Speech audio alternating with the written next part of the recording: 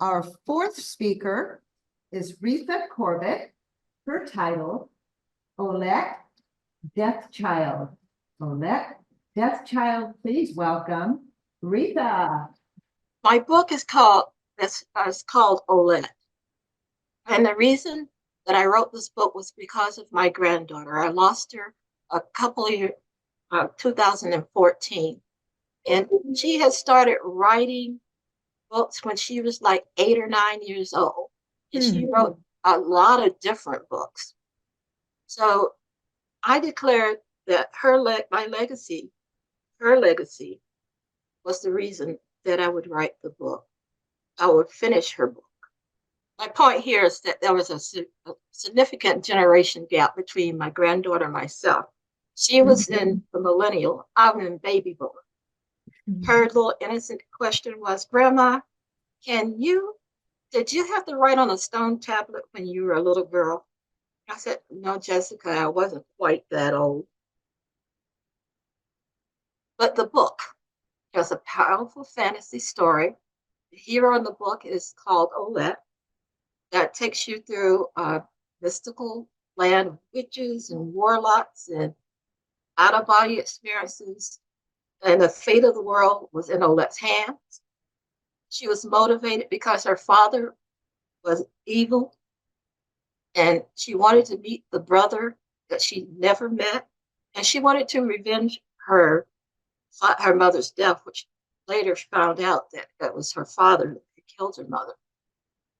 And just to get an idea of the difference between me as a baby boomer and my granddaughter as a millennial, there's a whole Gen X in between us.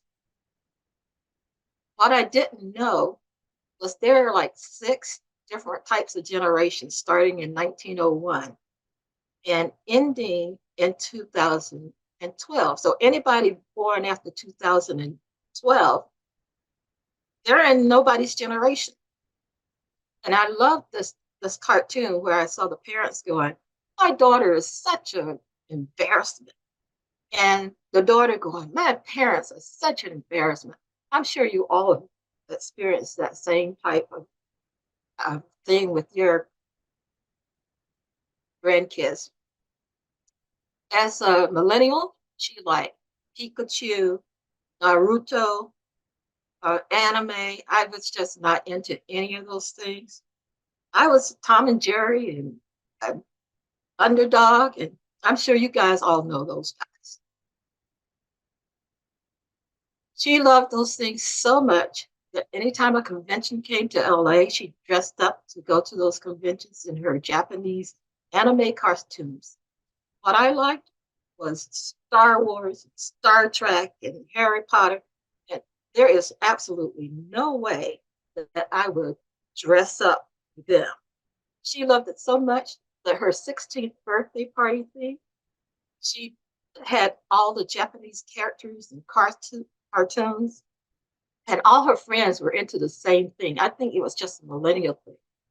Like I said, she started when she was 7 or 8 years old writing this book. And anytime I said, Jessica, can I help you with your story? Well, thank you, Grandma. Jessica, how did you come up with the name of Cloud for your friend in their story, the character in your story?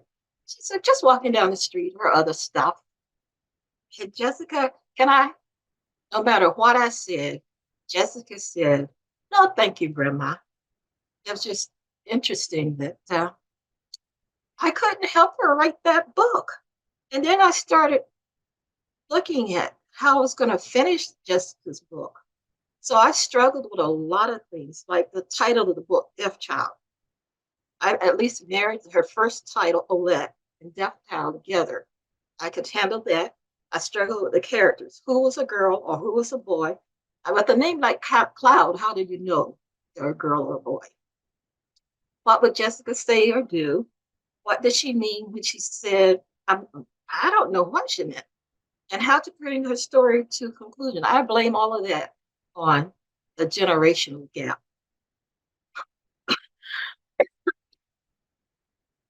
What a challenge. Excuse me. I blame it on the generational gap. It was still a challenge. I didn't know how I was going to work that out, but it did work out. Evidently, the light came on. I got it. Her book was published. It was launched in March of 2017, and I was so thrilled. What I had to do was basically write another book myself because I went through the book looking at all the characters. I looked at what the characters meant, what their roles were, whether the roles were good or bad, whether they're friends or foe, whether they had magic. It took me a while to pull all those characters together.